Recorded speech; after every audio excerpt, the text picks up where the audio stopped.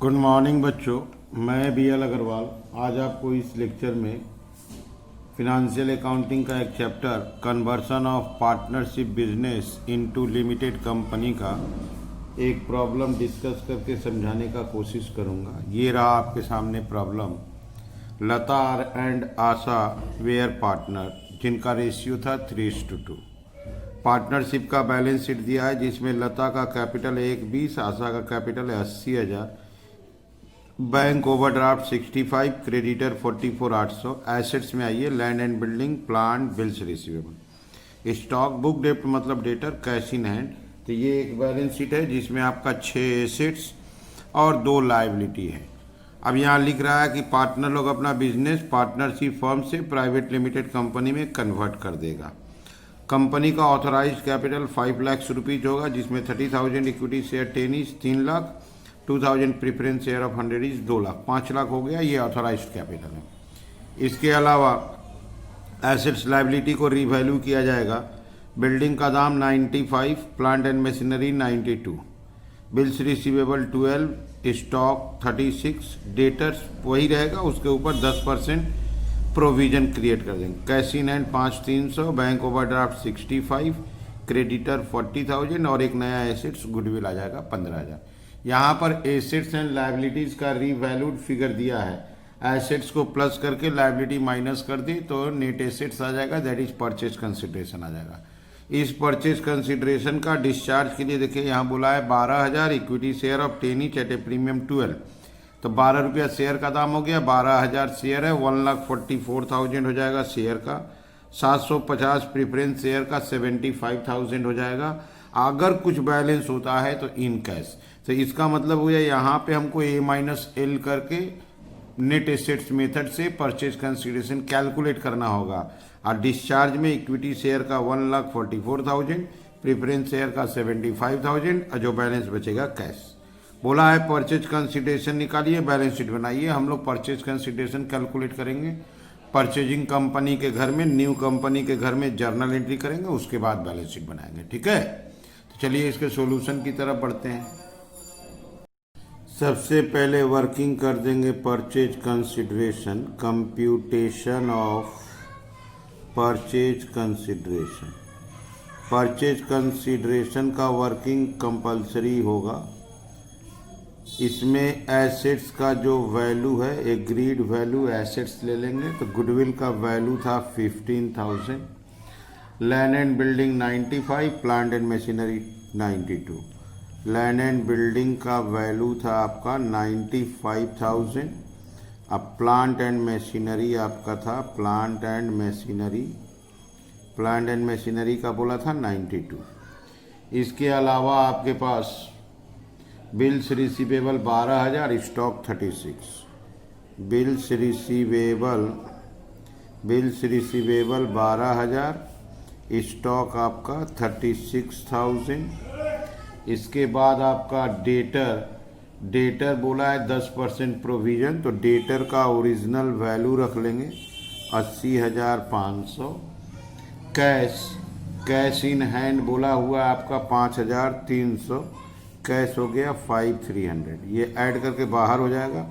Less liability में bank overdraft है, bank overdraft आपका 65,000 है। क्रेडिटर्स है, क्रेडिटर्स आपका 40,000 है।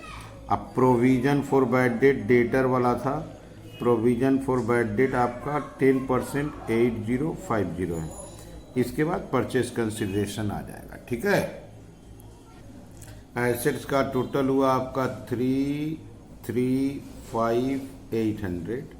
लायबिलिटी हो गया आपका 1,13,080। रिजल्ट आ गया आपका 222,720। एक बार प्लस माइनस चेक कर लेते हैं। ठीक है, इसका ये टोटल 50 था और ये टोटल हो गया आपका 50। 222,750 हो गया आपका परचेज कंसिडरेशन। अब यहाँ लाते हैं 2 number working, discharge of purchase consideration. ये जो परचेज कंसिडरेशन है इसका पेमेंट होगा in equity share. Equity share में तो बोला है 12,000 शेयर दे देंगे, 10 का शेयर 2 रुपया प्रीमियम, दैट इज 12, तो 1,44,000 हो जाएगा। इन प्रीफरेंस शेयर 750 प्रीफरेंस शेयर 100 रुपया का 75 हो जाएगा। और जो बचेगा इन कैश, कितना बचेगा यहाँ नीचे ले लेते हैं 222,750, इसमें माइनस हो जाएगा आपका 1,44,000, माइनस हो जाएगा आपका 75,000, तो बच जाएगा 3,750। ओके, तो सबसे पहले हम लोग को वर्किंग करना पड़ा परचेज कंसिडरेशन का, assets minus liability, agreed value of assets plus कर दिए, agreed value of liability minus कर दिए परचेज कंसिडरेशन, और इसका पेमेंट कर दिया। ओके, अब चलते हैं जर्नल एंट्री की तरफ। ये रख दिया आपको जर्नल एंट्री के लिए फॉर्मेट। सबसे पहला entry business purchase account debit, business purchase account debit to vendor firm account. इसका अमाउंट है 222,750, 222,750 being purchase consideration, being purchase consideration due on conversion of partnership business, partnership into limited companies। ठीक है, तो being purchase consideration due on conversion of partnership business into limited company। ठीक है, तो first entry हो गया business purchase to vendor firm. अब सामने वाले से हम लोग एसेट्स ले लेंगे। एग्रीड वैल्यू ऑफ एसेट्स में पहला एसेट्स मिलेगा goodwill, goodwill account debit, goodwill आपका है 15,000। Land and building account debit, land and building account debit, land and building आपका है 95,000। Plant and machinery account debit, plant and machinery account debit, ये आपका 92,000। Stock account debit, stock को ही inventory बोलते हैं, ये आपका 36,000। डेटर अकाउंट डेबिट, डेटर 80,000, 8500 है। Bills receivable debit, bills receivable account debit, ये आपका 12,000 है। कैश अकाउंट डेबिट, कैश आपका 5,300 है। तो जितना एसेट्स था 2, 4, 3, 7 एसेट्स डेबिट कर दिए। साथ में अब लायबिलिटी को लाएंगे 2 में है आपका bank overdraft, 2 bank overdraft account, bank overdraft आपका है 65,000।